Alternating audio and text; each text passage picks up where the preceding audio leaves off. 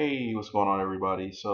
For this video, it's going to be a random video, actually. It's actually going to be about Saagar Enjeti, who is kind of a political commentator on YouTube. I believe he works for the Hill, and he was on Breaking Points.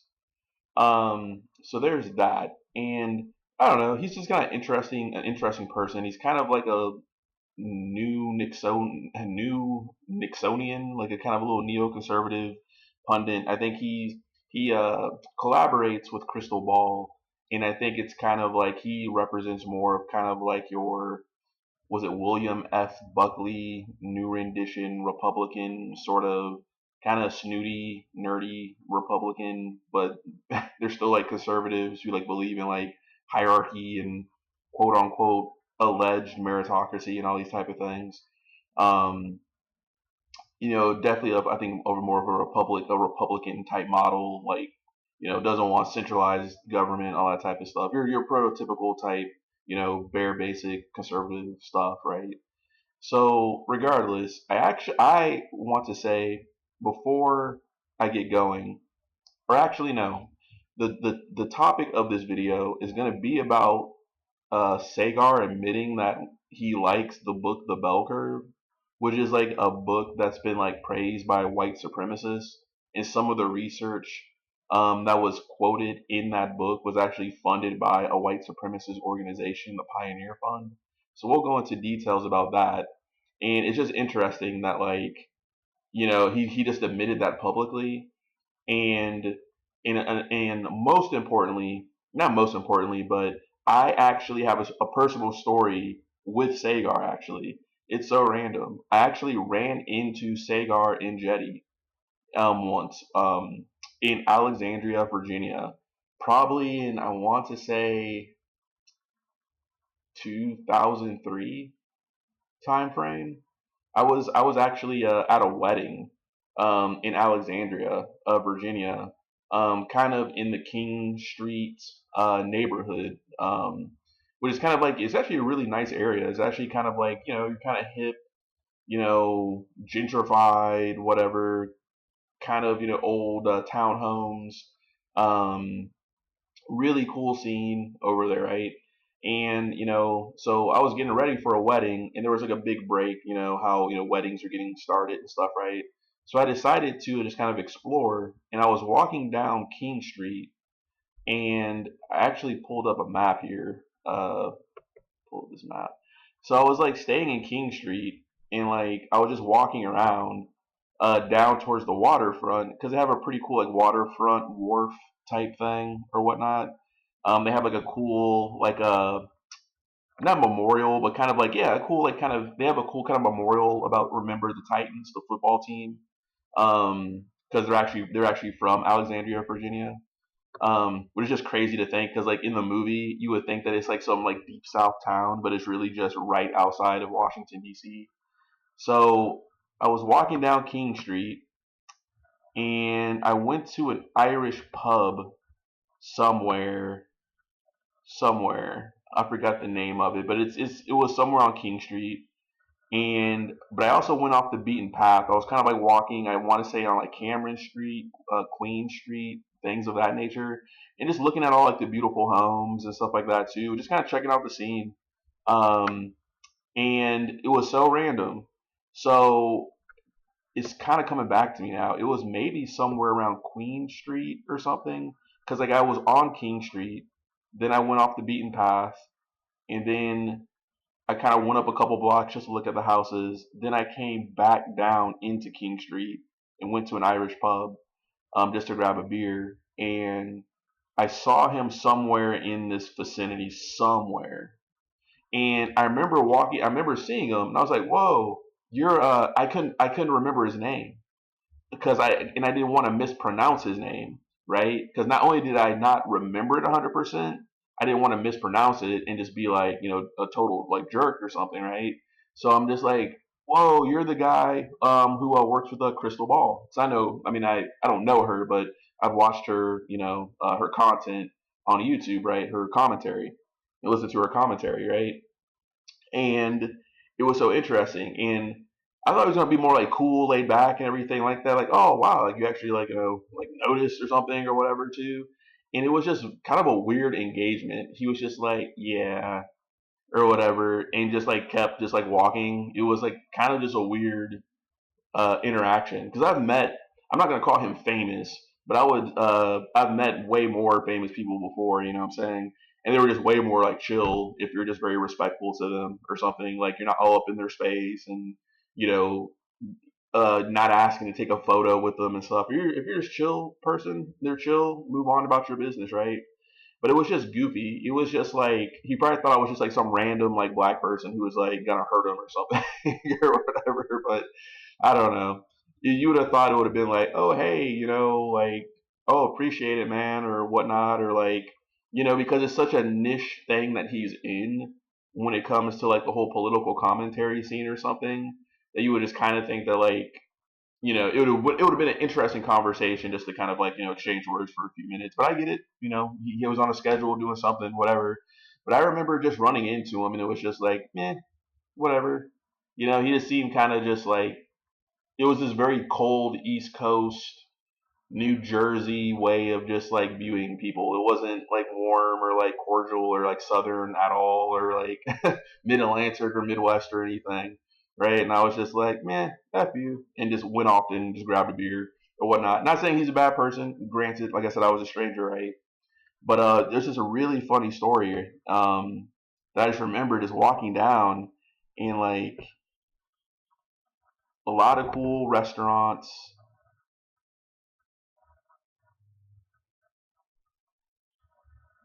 Murphy's Grand Irish Pub. So I was kind of like over there, and like the houses in these areas are so nice, so nice. And I remember later that night after the wedding, I actually took like the monorail system because they have a pretty good monorail system in DC, and I just walked around downtown Washington DC just to like look at the all the monuments and stuff like that and everything. So it was pretty cool. It wasn't my first time in DC. Been there a couple times, but DC I never really kicked it though too much. Alexandria, and because the thing about the DMV area, so many little towns, they all kind of just bleed together. So it's really, and it's so much density that things are kind of like built on top of each other. So like you'll be in this areas and like there'll be like like tall buildings, not skyscrapers necessarily, but tall buildings, and they're very multifunctional buildings. Like you'll have like the grocery store on the first floor, but then you might have like apartments or something up above them, and there might be like a sky bridge connecting to like another building like that. And that building might have a movie theater, and then there's another building that connects to another sky bridge, and you can get to like the monorail station. It's very like dense. It reminds me of just like a futuristic city state is kind of what it reminds me of. The whole DMV area, very unique. Um, it's a cool area, man. Like I wouldn't mind it. I actually had an opportunity to live in DC. I actually got a job a long time ago to work for the Peace Corps, actually in their headquarters office or whatnot. But because of like just personal things, health things with like my mom at the time, I decided to be closer to her. So I turned down that opportunity. And even though that would have been a very exciting opportunity because it would have been in 2016, it was like kind of before the presidential elections and stuff like that. So I don't know. I was thinking about, oh, I was going to go to DC, after the military and work on a political campaign, do the Peace Corps thing. But I had no idea about like the area really like on a like a I knew it, but I didn't feel 100% comfortable with the area of like, oh, this is the good place to live. This is not where you don't want to go. So it was just kind of too quick of a turnaround. So I turned that opportunity down. But DC's dope. But that story aside, when it comes to Saagar, I'm gonna play a clip of him on the Flagrant podcast with Andrew Scholes real quick. So let me put my mic on mute.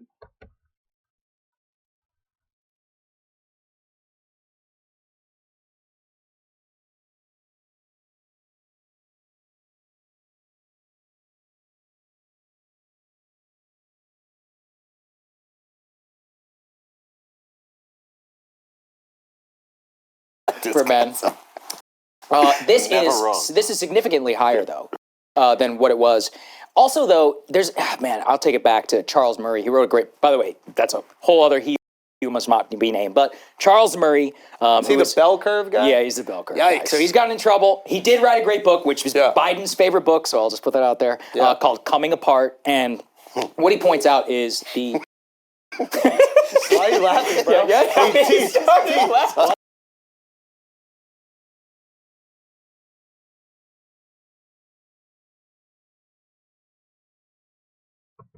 Okay, so there's that, right? So I guess there's some book called Coming Apart, not necessarily the bell curve, but it's by the same author, right? So let's bump over here real quick. So the bell curve, geez. So is a 1994 book by the psychologist Richard J. Herrnstein and the political scientist Charles Murray, in which the authors argue that human intelligence is substantially influenced by both inherited and environmental factors, and that it is a better predictor of many personal outcomes, including financial income, job performance, birth out of wedlock, and involvement in crime, that are individual parental socioeconomic status. They also argue that those with high intelligence, the cognitive elite, are becoming separated from those of average and below average intelligence, and that this separation is a source of social division within the United States. So the book has been and remains highly controversial, especially where the authors discuss purported connections between race and intelligence and suggested policy implications based on these purported connections. The authors claim that average intelligence quotient (IQ) differences between racial and ethnic groups are at least partially genetic in origin, a view that is now considered discredited by mainstream science. Many of the references and sources used in the book were advocates for racial hygiene, whose research was funded by white supremacist organization Pioneer Fund. Shortly after its publication, many people rallied both in criticism and in defense of the book. So a number of critical texts were written in response to it. Several criticisms were collected in the book, The Bell Curve Debate. So there's that. So don't really know too much about Charles Murray himself. But okay, so it works for a conservative think tank. All right. So not necessarily coming off the rip as being impartial. So is an American political scientist. He is the W.H. Brady Scholar at the American Enterprise Institute, a conservative think tank in Washington, D.C. Murray's work is highly controversial. His book, Losing Ground, American Social Policy, 1950 to 1980, discussed the American welfare system. In the book Bell Curve, he and co-author Richard Herrnstein argue that in the 20th century American society, intelligence became a better predictor than parental socioeconomic status or education level of many individual outcomes, including income, job performance, pregnancy out of wedlock, and crime, and that social welfare programs and education efforts to improve social outcomes for the disadvantaged are largely counterproductive. So, it's almost like, okay, well, and it just sense the conservatism, right? There's no need to invest in public schools. There's no need to invest in social welfare. There's no need to have a social safety net because people are just kind of destined based on their genes to kind of just, fail, right? And if more white people are just basically more successful, we're not going to take into account any sort of, historical aspects of segregation, slavery, Jim Crow, political violence from the Ku Klux Klan to other hate groups and things like that to just the good old boy network. All of a sudden, I guess everybody out there just not that intelligent, right? You can kind of see where he's kind of coming from.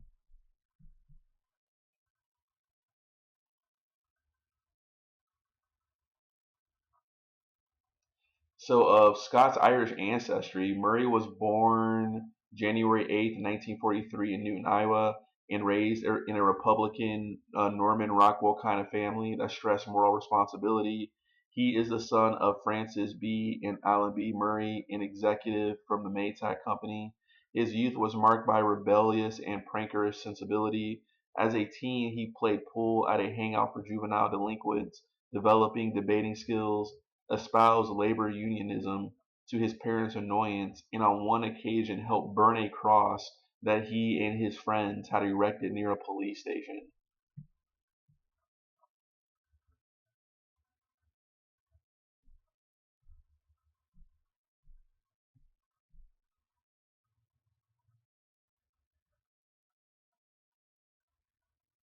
Wow, so he did the Peace Corps for a little bit. Interestingly, his tenure with the Peace Corps ended in 1968, and during the remainder of his time in Thailand, he worked for an American Institutes for Research (AIR) covert counterinsurgency program for the U.S. military in cooperation with the CIA.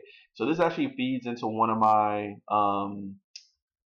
my little schematics I do called the CIA to neo-Nazi pipeline, I believe, and I need to pull it up for you. But unfortunately, like, I'm not here to hate on the CIA, but I think the CIA has a history of supporting right wing movements. I mean, everybody knows that, both domestic and abroad. And I think a lot of the intelligentsia of the CIA, particularly in the Cold War, were from these good old boy networks. These good old boy networks, who, of course, on the surface is about being Republican and and promoting free markets and capitalism. But the deeper you go, you start just seeing the overt white supremacy and racism of many of these organizations, which I can pull up for you. But so I never knew this, and is still around. So he was working for AIR, covert counterinsurgency program for the U.S. military in cooperation with the CIA. Shame project. Wow, that's interesting. So actually, I'm gonna pause real quick. Okay, so we were looking at Charles Murray, and so interesting. So yada yada. I'm just looking at him.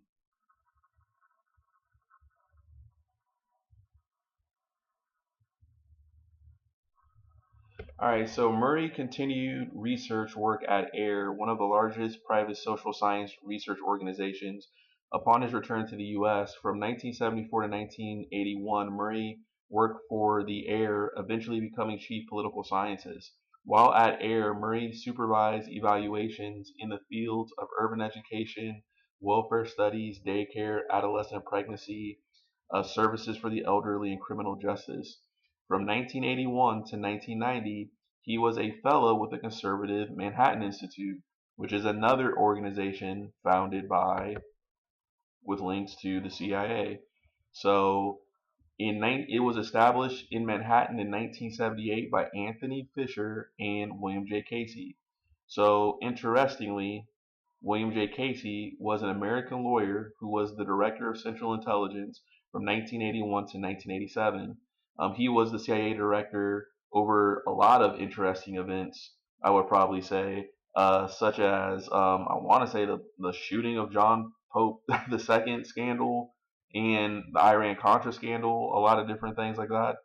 Um, what's interesting, he's also attached to, so this organization was also attached to um, Sir Anthony George Anson Fisher, which is very interesting because this is where you start getting some more of the libertarian, neoliberal, Mont Pelerin Society kind of talking points that the CIA and the Council for Foreign Relations promulgate across the globe.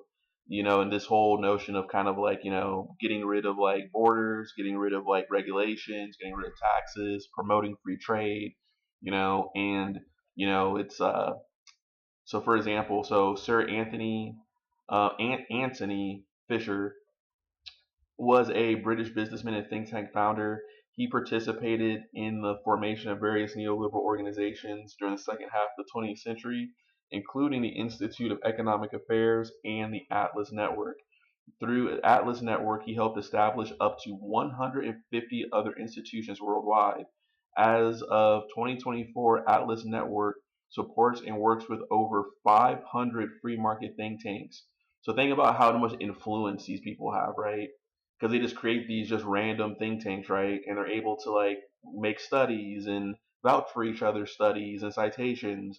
And it's like this industry of just kind of like, they almost like, I hate to say the word, they're almost like circle jerking each other. and they're able to just like back each other up, and they're able to create these arguments to go against anything that is against the free market capitalism, right?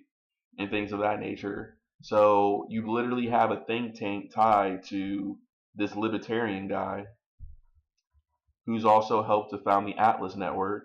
So the Atlas Network, formerly the Atlas Economic Research Foundation, so provides training, networking, and grants for libertarian, free market, and conservative groups from around the world and everything. Notable members of the Atlas Network include the Institute for Economic Affairs, the Cato Institute, Heartland Institute, American Legislative Exchange Council, the Manhattan Institute, the Pacific Research Institute, the Acton Institute, the Fraser Institute, the McDonald Laurier Institute, even some cases, so they have a footprint in Canada, the Center of Independent Studies in Australia, and the New Zealand Taxpayers Union.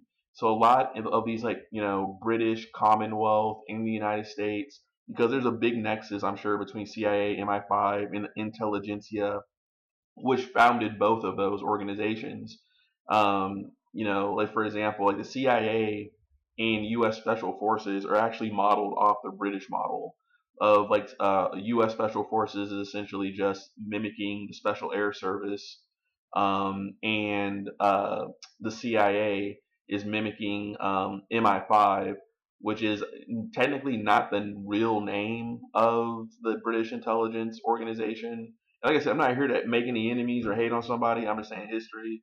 But the U.S. model is based off the British model of intelligence, and you have people like William Stevenson, codename Intrepid, who actually did a lot of like the footwork for the British, to help influence people like Bill Donovan, the director of the OSS in World War II, to kind of inform his, basically consult him in establishing OSS, which later became, after the war, I think it's like the Strategic Services Unit, a bunch of different names, and then it became CIA in 1947. But like I said, CIA, you can almost say it's the capitalist intelligence agency or whatnot. There's a big nexus between libertarian movements, free markets, Council for Foreign Relations, corporations, things of that nature. Because what are the United States' interests? It's promoting free markets and everything like that, growing markets, right? Which can all be descended from, which is all descended from the Enlightenment, right? Enlightenment ideas of the enlightened man, and the individual do what thy willst man, all these type of different things, right? There's something very illuminist, Masonic about it all, really. But anyways, right? So is it interesting? So we go from here to here. We're just backtracking. And was also interesting about the Manhattan Institute, which was founded by former CIA Director William J. Casey. I believe he died of brain cancer before he was able to be questioned or tried for Iran Contra. Even though I think in like 91 or something, um, George Bush, when he lost to Clinton, um, George Bush basically just did like the Christmas massacre, which is essentially just like a bunch of pardons for everybody involved in Iran Contra, like Caspar Weinberger, a bunch of other people. The only person who didn't get a pardon was a person named Thomas Clines, who was actually, he relates to my research on Edwin P. Wilson in the Blonde Ghost Network. Um, Thomas Clines was like this old CIA guy, who was like at once the director of training, who did a lot of shady business dealings and stuff like that. But he was one of the only people who didn't get pardoned by George Bush. But that's just another side tangent. But about the Manhattan Institute for Policy Research is that um, is that the current leader of the president is Reihan Salam. Reihan Salam is interesting. Another Indian person, another Indian American person, right? So is in conservative American political commentator, columnist, and author who since 2019 has been president of the Manhattan Institute for Policy Research.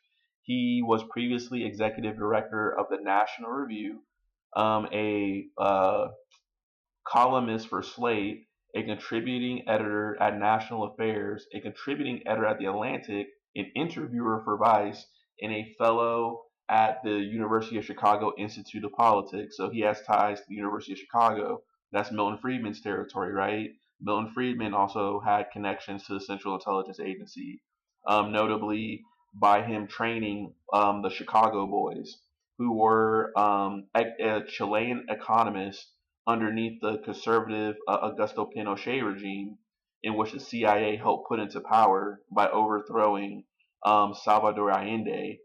And this actually connects to my research on Edwin Wilson and the Blonde Ghost Network, because Ted Shackley, a main character in all that other research I've been doing, or reading I've been doing at least, actually was kind of in charge basically for CIA operations during the overthrow of Salvador Allende. But regardless, University of Chicago is known for, like, I think it's like the monetarist policy of economics by Milton Friedman. But anyways, they basically are neoliberal. So what that means is it's not liberal in the kind of the way how people interpret liberal to be, of like libertine or whatever, progressive, neoliberal in the capitalist sense of getting rid of government, promoting corporations, very low regulatory environment, low taxes, privatization, etc. So the University of Chicago has just a reputation for promoting these kind of like neoconservative, neoliberal economic policies. So it's very interesting that Reihan Salam is an alumnus of that scene, effectively, right? And it's interesting is that he also was an interviewer for Vice, which means he would have known Gavin McInnes. Gavin McInnes, of course, is who? He is the founder of the Proud Boys. The Proud Boys, right? And I think like Get Off My Lawn podcast. So he's kind of like Gavin McInnes essentially is just representative of you can almost say the actual regressive, anachronistic hipsters of hipster psychology. I think a lot of people think that like hipsters, even though you have a lot of progressives in that hipster aesthetic scene, you can almost make the argument that it's penchant for kind of anachronistic fashion, looking towards the past, is indelibly conservative at its core. And so it's very interesting that Gavin McInnes would go to actually found the Proud Boys, right? And they were, caught up in the January 6th stuff. And this is when Donald Trump is saying, stand back, stand by, when asked would he denounce the Proud Boys. So it said you start going on like little tangents and you start painting a bigger picture here that it seems like a lot of people just don't want to see. So Gavin McInnes, Vice, Reihan Salam, Manhattan Institute, the Atlas Network, neoliberal think tanks, free market, all that type of stuff. I mean, this has a lot of connections to the Reagan administration. Arthur Laffer of the Laffer Curve is kind of from this scene. So that's what I'm saying. Saagar and Enjeti is just a part of this, whether he realizes it or not. A part of this conservative, Darwinistic, worldview, Leo Strauss philosophy. But regardless, back to Murray. I mean, I won't waste too much time on him and everything, but it's just interesting. So there's that. And I just want to show you this. So this is something that I just did, just random notes, nothing too crazy, but just to kind of keep notes for myself. So I call it the anti-communist to neo-Nazi pipeline, because unfortunately, a lot of the anti-communist groups in the United States did have ties to neo-Nazi groups and Klan groups, and America, Operation Gladio, supporting far-right sleeper cells basically to fight communism. But some of those sleeper cells went rogue and got caught up in international terrorism, drug dealing, what have you. Like the Propaganda 2, Masonic Lodge, a lot of the groups, a lot of the members from there were terrorists. The assassination of Olof Palme in, I want to say, Sweden or Norway, Sweden, allegedly was done by people connected to the Swedish Gladio network, most likely. So a lot of this is what they call blowback, right? You think you're doing the right thing by helping something, but you end up actually just funding, bad actors, right? But regardless, I made this little schematic here, and John K. Singlaub was a general who fought in World War II, China. He helped to manage the secret war in Laos. Um, for this with the CIA in the Phoenix program and Material Assistance Command Vietnam. I think it's like Special Observation Group or something of that nature. Mac VSOG. Um, but regardless, John K. Singlaub eventually became involved with the World Anti-Communist League, which is actually to this day based in Taiwan. A lot of people don't realize that Taiwan used to be a right-wing dictatorship. In the wake of General Chiang Kai-shek, after Chiang Kai-shek lost to the communist Maoist forces of mainland China, and the United States always supported Taiwan, but Taiwan was a right-wing dictatorship. And what's interesting is that you have the World Anti-Communist League being based there. And in a weird way, in many ways, in Taiwan and South Korea, in some of these, in their own deep states, there's weird connections between their deep states and white supremacist organizations. Like, for example, the Moonies cult actually owns the newspaper, the Washington Times. And the Washington Times essentially had on their editorial boards a lot of these people, like that Charles Murray guy, a lot of people with these kind of white supremacist adjacent talking points. So a lot of people just wouldn't know that. And you also have the World Anti-Communist League, which I'm going to show you has links to Nazis, and they were based in Taiwan. So it's just very interesting, right? Like, for example, let me do something real quick.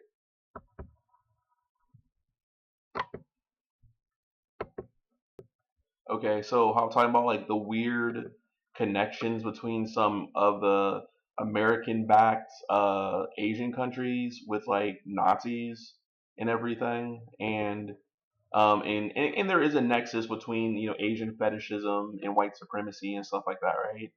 I know I'm going off some tangents here, but a lot of this stuff relates. But for example, high school in Taiwan puts on Nazi-themed Christmas parade, right? So let me play this.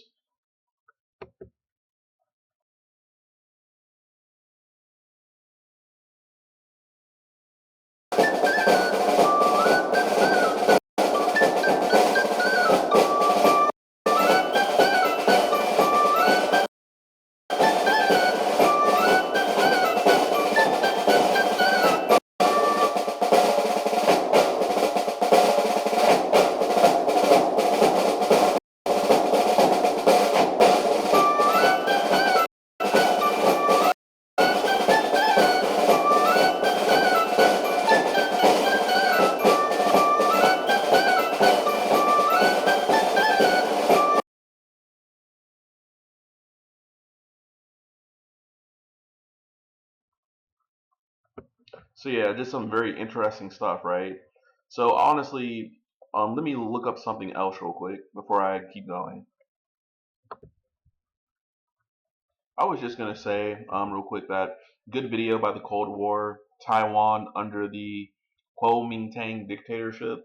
So if you just want to watch that just to get more insight into the whole right-wing dictatorship of Taiwan, feel free. But like I said, was Taipei was actually the headquarters of the World Anti-Communist League, where in 1978 a white supremacist named Roger Pearson became the temporary chairman. And this Pearson guy contributed to the Heritage Foundation through their Project 2025. He also worked with Ernest Xavier Cox, who wanted black people to move back to Africa. He was associated with the Non-Tide Press. He actually knew CIA people like James Jesus Angleton, who was the chief counterintelligence person at the CIA. But he also knew people like Robert C. Richardson III, and also Daniel O. Graham. And Daniel O. Graham, and I want to say maybe this Robert C. Richardson guy, were instrumental in defending Ronald Reagan's strategic defense initiative known as Star Wars. In other words, laser systems in outer space, which was like a big waste of money. But then, or allegedly, and anyway, in many cases, you can say that Star Wars research of the 1980s is just being revived underneath the Space Force. Um, Even though the space, I mean, I'm not saying that directly, but the same animus of, we need to own space as like a, more of a military theater, militarized space essentially.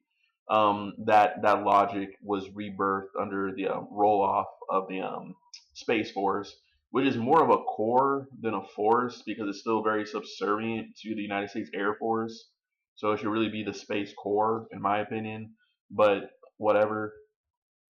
He was also friends with Eustace Mullins, who actually wrote The Secrets of the Federal Reserve, which just goes to show that a lot of the anti-Federal Reserve talking points are actually anchored and steeped in anti-Semitism.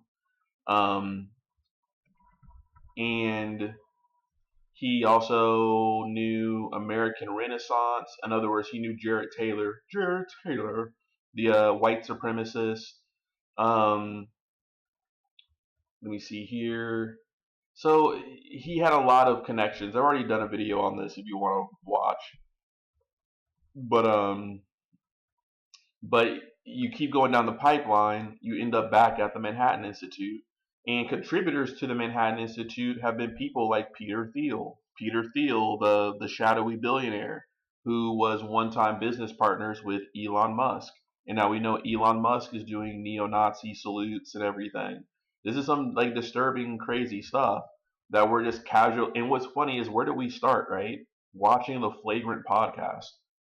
I'm not saying that they're endorsing, like Andrew Schultz and those guys are endorsing any of this, but it's just interesting in what I've talked about before, how there's a nexus between the comedian sphere, libertarians, UFC, military bro, tobacco chewing, special forces culture, all that or whatnot, right?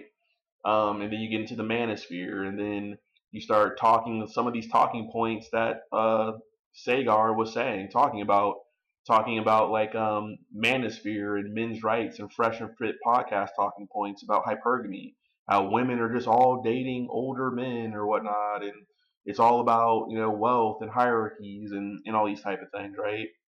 And this is controversial to say, but I'm just noticing a lot of Indian Americans, right? And I'm thinking to myself, doesn't India have a caste system?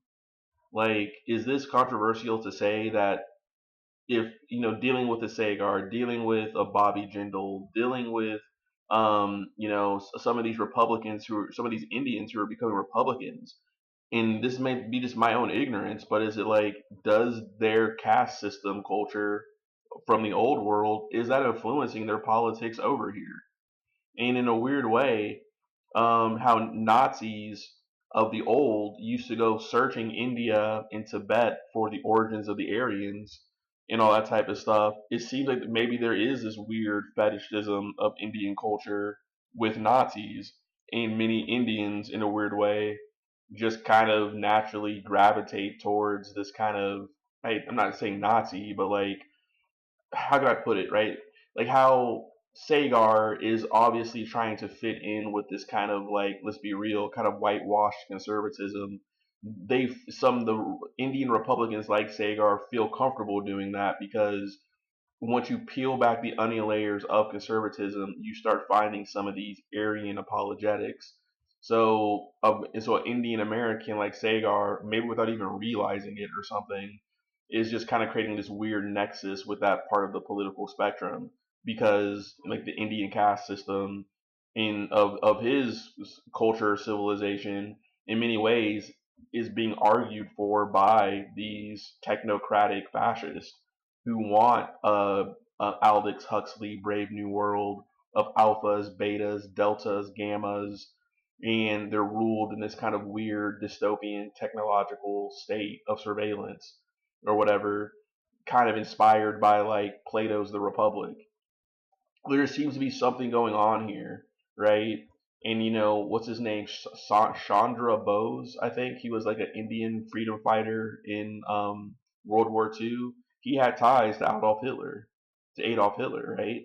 So like there seems to be, and for example, also there's content creators like Survive the Jive on YouTube, right? Who is a Nazi. I don't care what he said, he's a Nazi.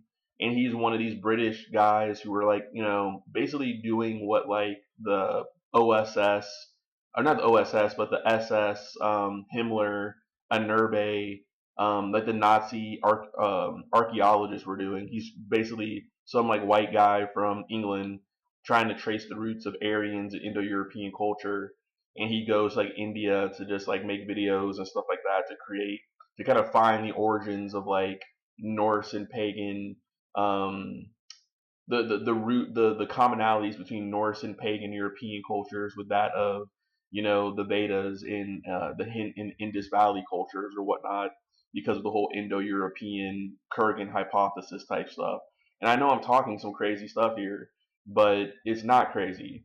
There seems to be some weird fascination between Nazis and India, and I think that some Indian Americans were flattered by it in a weird way without even realizing that. And through the dog whistling of the Republican Party and the layered racism over there, it just seems like some of these people are naturally drawn to the Republican Party. And therefore, this kind of explains Saagar's whole slipping in the works of Charles Murray, talking about the bell curve. You know what I'm saying? So like I don't know if like 100%, I hate to say it, trust these Indian Republicans, because I think they see themselves as kind of just like white, basically. They see themselves as Aryan in a weird way, right? Even though there's colorism and all this type of stuff or whatever, you know, uh, yeah, I know I'm talking theoretical here and whatnot, but seems like something's up, man. Like, Nikki Haley, she's part Indian, doesn't really talk about it, but she's part Indian. Bobby Jindal, former governor of Louisiana, Indian. Kosh, this FBI guy they're trying to do who's just crazy, Indian or whatnot. Saagar, Indian. There seems to be a lot of this like Indian growth within the Republican Party, and maybe this is my own ignorance, but I'm curious. I wonder, is it based off of this caste system culture that they come from, in which it seems like it's all about meritocracy, working harder, or whatnot, but then also a sense of pride of being from a higher caste if you are from one. And this is just something that most Americans who are outside of Indian culture may not see, or something like that. I think I've even heard Akash even talk about like his caste and everything like that. We just don't hear these things in mainstream American culture. But I'm really curious if it is. I'm curious to see if it's playing an effect on their politics. And like I said, because of how the Republican Party is, which is very hierarchical, industrialist, the 1%, capitalism. They talk about meritocracy, all this type of stuff that would naturally merge with the Indian caste system. And then you add in the tech bros, right? I mean, look at JD Vance. JD Vance is kind of like the nexus, right? That's why he's vice president. They're almost prepping him to replace Trump, right? Because JD Vance is the nexus between the kind of Jan Irving, Dark Enlightenment, um, intellectual dark web, theocratic bros, essentially, right? The kind of like almost like these kind of like they all have a kind of like hipster looks a little bit and everything. They're kind of talking with these Jordan B. Peterson talking points and BS or whatever. And it's all about kind of like returning to conservatism and like almost like pre-enlightenment ideals, right? Patriarchy, all these type of things. So it's just interesting that JD Vance, in a weird way, with his wife who's Indian, and I'm not saying anything trying to be negative against her or what, I'm not sure her beliefs or anything, but it's just interesting that he's almost like the nexus of everything I'm saying, aesthetically speaking. He kind of links the kind of quasi white supremacist. He may not outright be that, but he'll definitely flirt with the National Review, the Heritage Foundation, which is just a stone's throw away from actual white supremacists. Like the National Review, Fox News is just the milquetoast version of that extreme stuff, right?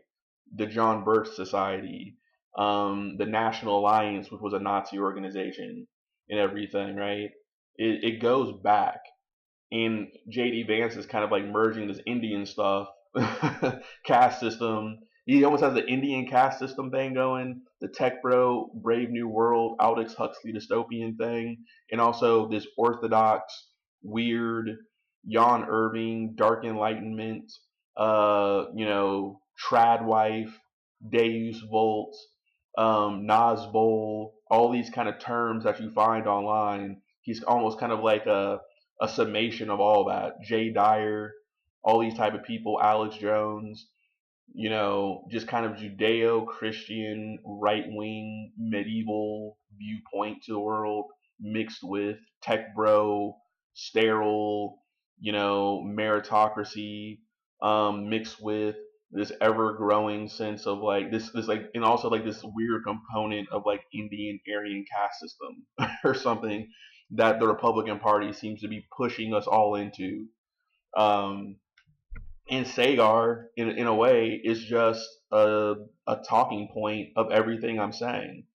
And even though I'm throwing a lot of things at the wall, right?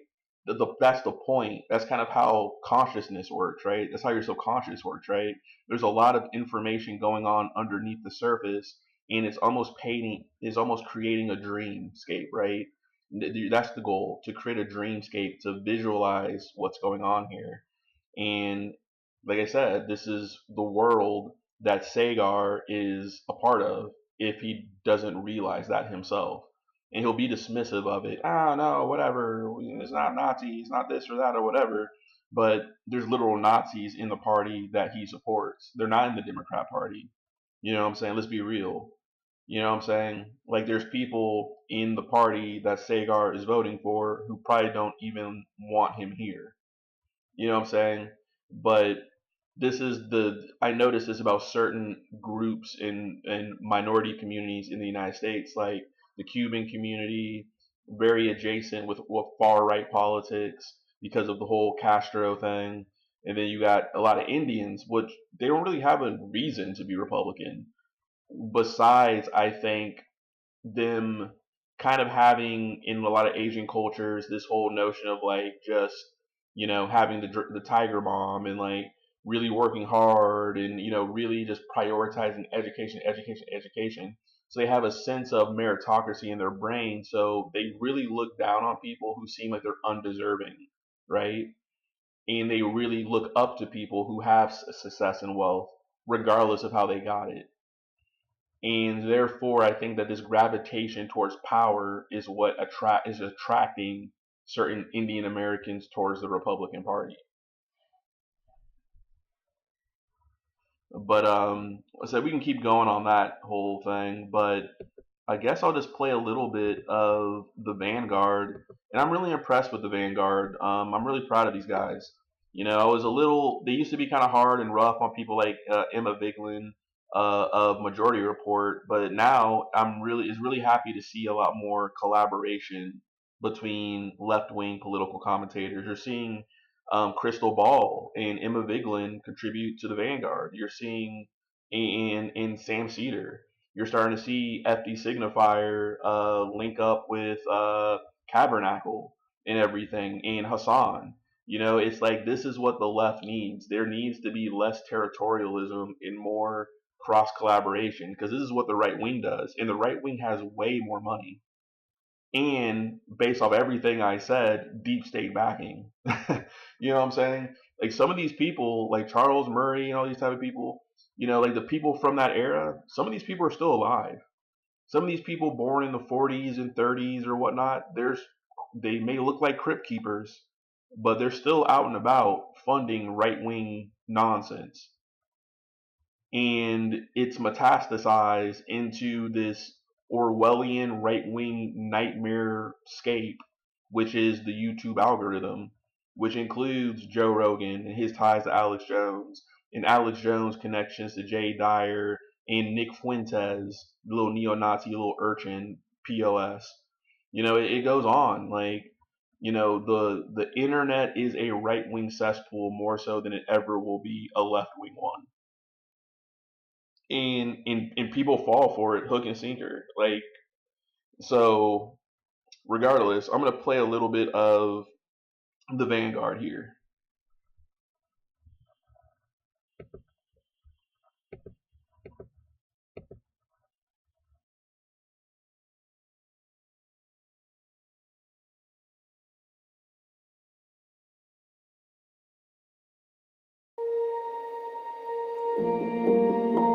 Made to light up the room. Remember the first time we came here? Yeah. Made to bring out that sparkle only you have. Made to be passed down for generations. Yeah, that kind of tees up a question I had for you.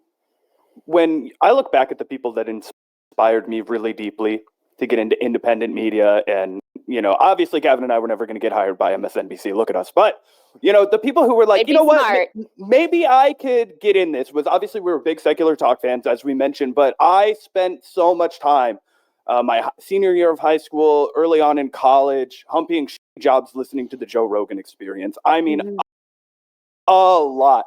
I mean, I probably listened to that man talk more than my own father. Okay, it's serious, the level of appeal that he had to people at that time. This was probably 2015, 2016, when I was a real head, all the way to 2018, right? Wow. And I would say, in a way that I can't explain, it hurts me so badly to see what happens to this guy. Because I always believed deep down that he was one of the good ones.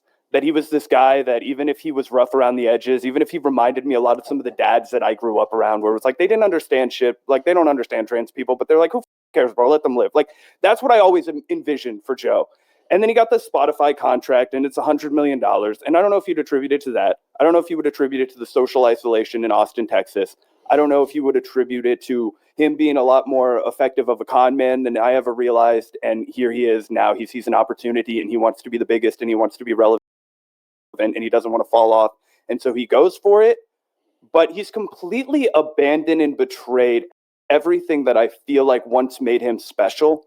And he's just become a mouthpiece for bigots. He defended Elon sig-hailing. He had Mel fucking Gibson on his podcast to say that climate change wasn't real. And the big scam was green energy companies that were trying to scam our kids so they could make money off of it.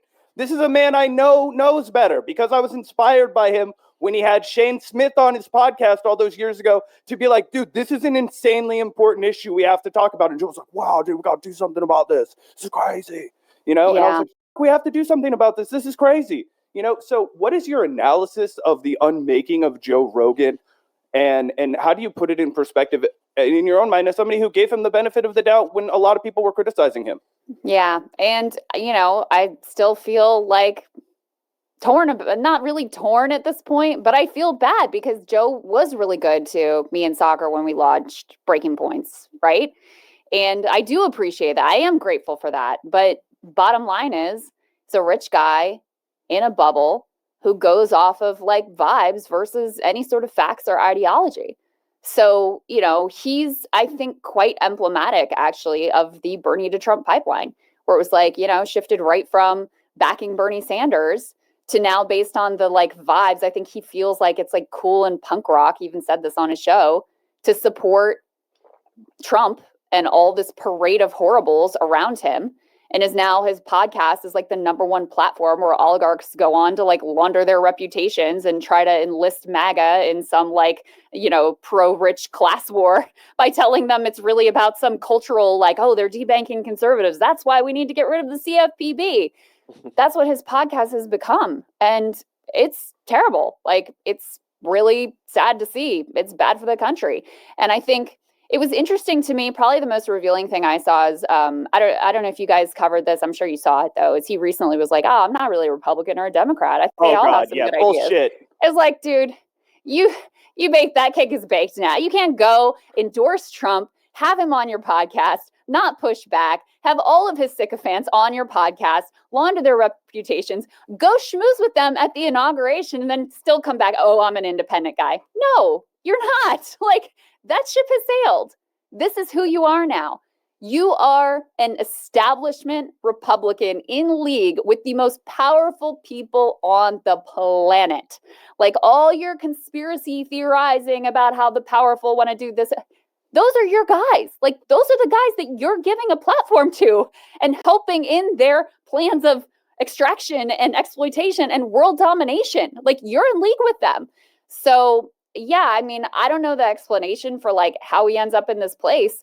But I think, like I said, it's just like a rich guy in a bubble whose obvious media consumption habits are horrific, is incredibly gullible, will believe anything that happens to fit into his worldview and not check it before it rolls out of his mouth whatsoever. And now happens to be incredibly powerful and influential, where this is very, very damaging thing to do.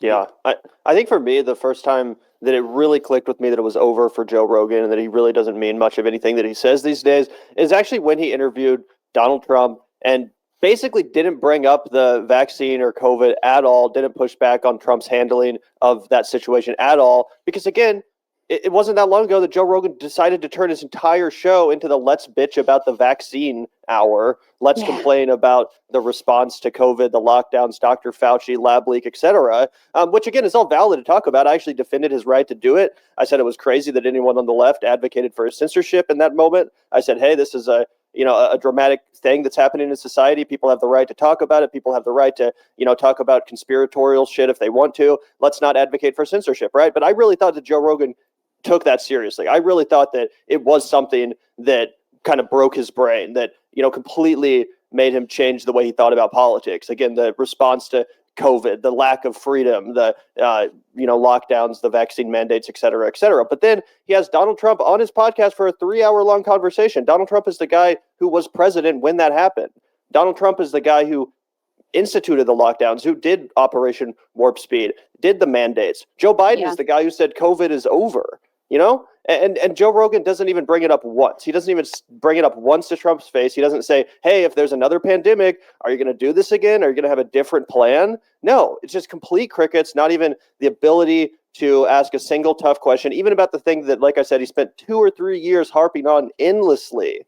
I'm sure everyone remembers the ivermectin. Maybe I should sue CNN because they said I took horse dewormer or some shit like that. So what was your reaction to that? Do you think that Joe ever actually really cared about the COVID stuff as much as he pretended to? My read is a little different. I think he does care about it, but I think the vibes are that that's a Democrat liberal thing and not a right-wing Trump thing. So even though the facts are exactly as you laid out, he didn't feel like that was a thing to challenge Trump on because it's right-wing coded.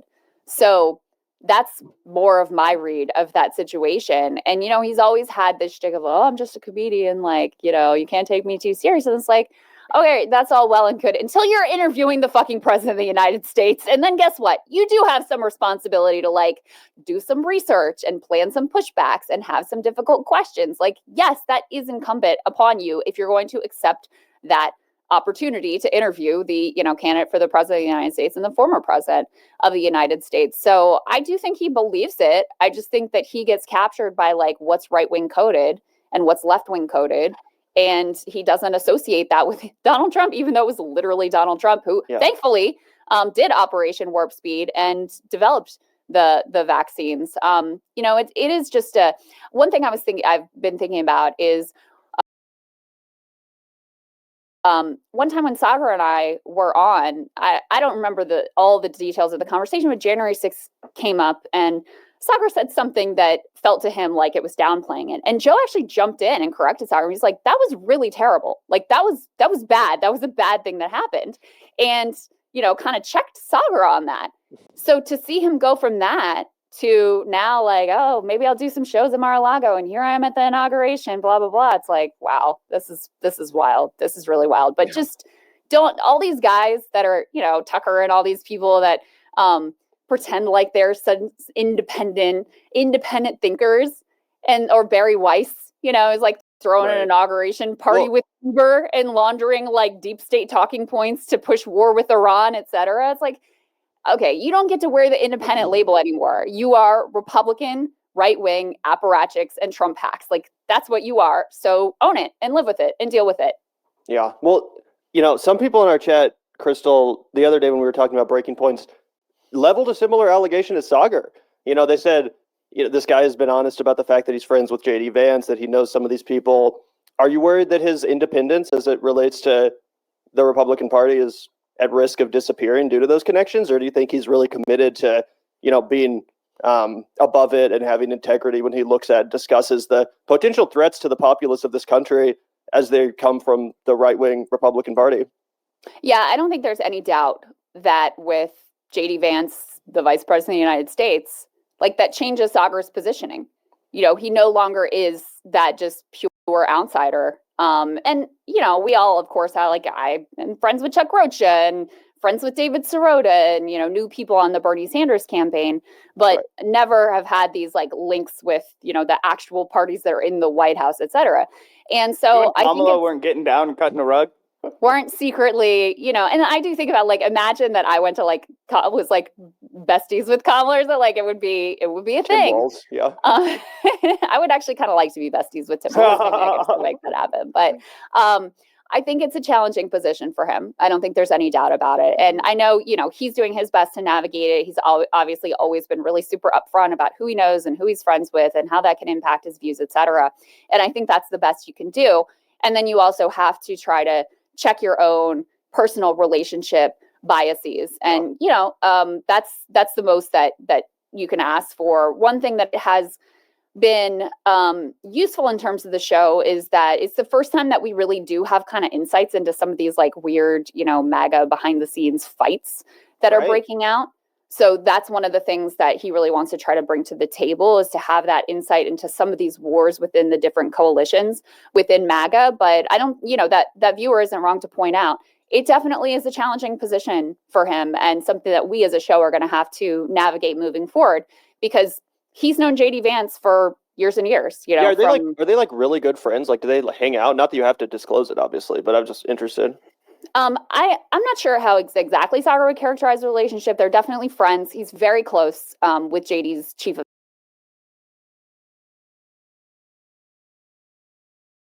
Before I was born, how did I get inside mommy's tummy? Daddy's a little busy right now, sweetie.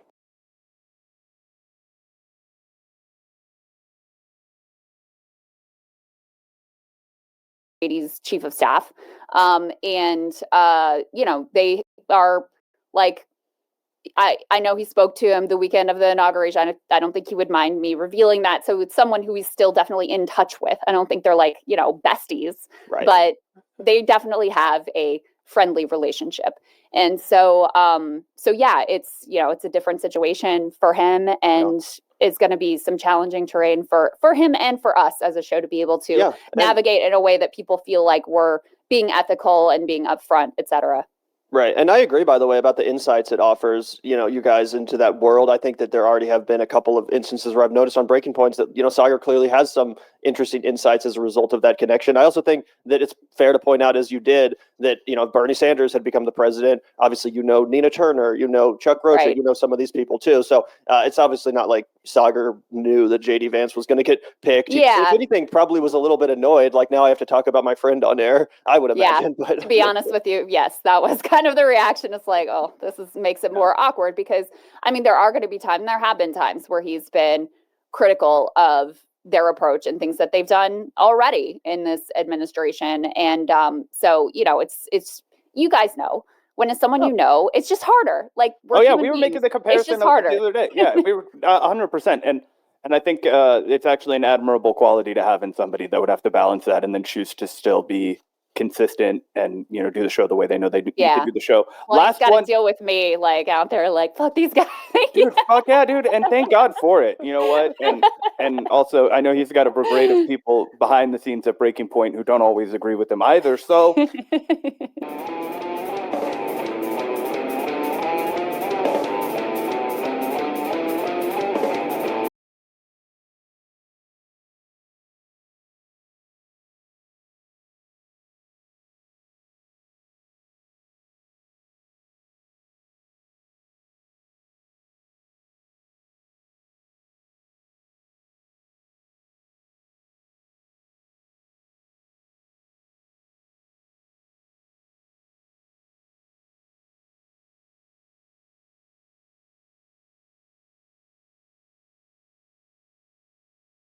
However, the teachings on immigrants in particular seem to be pretty consistent and about things like compassion and remembering their humanity. I mean, just here's one verse. He defends the cause of the fatherless and the widow and loves the foreigner residing among you, giving them food and clothing. And you are to love those who are foreigners, for you yourselves were foreigners in Egypt. So to me, it's very telling that there is such a vociferous, angry reaction to someone who didn't even say, like, don't deport them or don't do this, or he just said, show mercy and have some compassion, because these are human beings. Okay, but what does compassion mean? To me, that right? seems as... What does compassion mean? Letting you stay here forever, right? Bro, what does compassion mean? This is the state of the right wing in America, guys.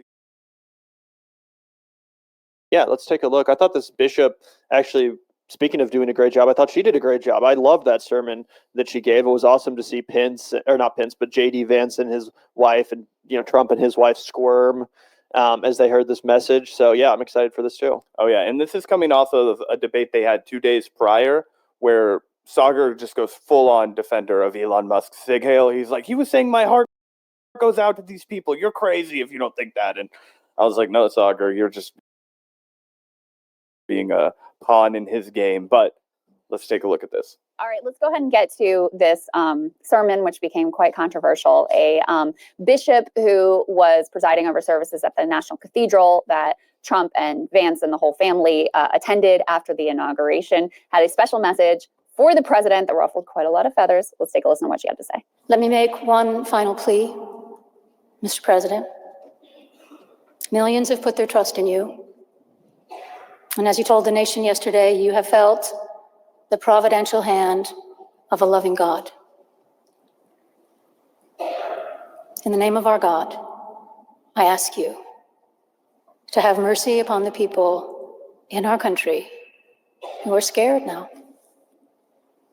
There are gay, lesbian, and transgender children in Democratic, Republican, and independent families, some who fear for their lives. And the people who pick our crops and clean our office buildings, who labor in poultry farms and meatpacking plants, who wash the dishes after we eat in restaurants. Is what an atheist libs version of Christianity. An apology for a... Apart from her inappropriate statements, the service was a very boring and uninspiring one. She's not very good at her job. She and her church owe the public an apology for a very basic message of Christian mercy and this is what compassion. I mean, Crystal, we're atheists, okay? This is what an atheist libs version of Christianity looks like. But hold on a second. Yeah. What is the actual text of the Bible? What the fuck? What part of what she said, first of all, offends you? And second of all, what part of it is dissonant with the teachings of Jesus? Well, I'm not Christian, so I won't get into the differences of Episcopal versus Catholic and all of that. And by the way, many of my Episcopal friends' exact complaint about the Episcopal Church is exactly about this. Basically, they'll ordain anybody, and that's why there's all these different offshoots and huge fights within the church over gay and BLM and all this stuff. So that's part of the reason why a lot of my friends, actually people like JD, became Catholic, is because of the actual doctrine that it sticks to. But this is getting over my skis because I'm not Christian. I'm not going to Christian-splain it to other people. It drives me nuts, not only with her or with others. Well, kind of woke of Saagar to not want to Christian-splain. Wow, you too PC. Sauger's too afraid of the Christian woke mob coming after him. Also, it's like we don't have to get the teachings of Christ involved to make a case for immigration. I don't think anyone on the left, I think most people on the left actually advocate for the separation of church and state. I can make the case for my ideology without getting Jesus involved. I'm not a Christian. I'm an atheist too. You know what I'm saying? But it wasn't our choice to have this fucking prayer service sermon thing that the president of the United States was attending. I'm pretty sure that was either tradition or the choice of the incoming administration to do this. So yeah, if you're going to have an explicitly religious ceremony with an explicitly Christian bishop talking, then yeah, I think that you have the right to talk about what's actually in the fucking Bible, what Jesus Christ actually said. Again, we can also just leave religion out of it entirely. We don't have to fucking, base any of our ideologies off of this archaic bullshit if we don't want to. But if you're going to force us to, then yeah, let's at least actually look at the fucking book in question. Let's actually study the teachings in question if you claim to live by them. Oh, yeah. I pulled some up just in case we wanted to read some for the public. Exodus 12:49. The same law applies both to the native born and to the foreigner residing among you. What does that sound like? Equality for immigrants to me, huh? Fam, what about this? Do not mistreat or oppress a foreigner, for you were foreigners in Egypt. Boom. Christian doctrine right there. Cursed is anyone who withholds justice from the foreigner, the fatherless, or the widow. Then all the people shall say amen. Boom. Another one. In you they have treated their father and mother with contempt. In you they have oppressed the foreigner and mistreated the fatherless and the widow. Sounds bad. See, it sounds like it's bad to do those things according to the Bible. According to Christianity, again, I'm not here to speak for Christianity either. I don't believe in any of that nonsense. But what I do, Saagar's entire argument. Which with people who are what is it, like preachers who take the pulpit under their tax-free status and then use it as a pulpit to preach politics. And so here again, like you're watching this message of this like glib-coded bishop like explaining a political position and using that under the word of God. Also, you know what's fucking bullshit about this? He keeps calling this bishop lib-coded because she's a woman, obviously. But what she said is actually not that much different than what Pope Francis routinely says on a regular basis. Saagar's like, yeah, JD Vance, my friend JD Vance became a Catholic because he's tired of the woke Episcopalians or some bullshit. Well, guess what? The Catholics leader, the Pope, says shit like this all the fucking time. The Pope will routinely call on Israel to like end the slaughter in Palestine. He'll talk about climate change. He'll, talk about all sorts of shit that Catholics hate. So what the fuck are you even talking about? Yeah, great point. Great point about Pope Francis. And so that's why it annoys the crap out of me. My Christian friends, for them, it's a bastardization of their religion. But beyond that, it's really just about the bigger point of you're using your position. Could you imagine? I'm sorry to interrupt so much. Could you imagine being Christian and being worried about the bastardization of your religion when you had Donald Trump run for president and get the full endorsement of all these fucking hack organizations? And say that God chose him? Yeah. Because of the assassination myths or whatever? Like, Donald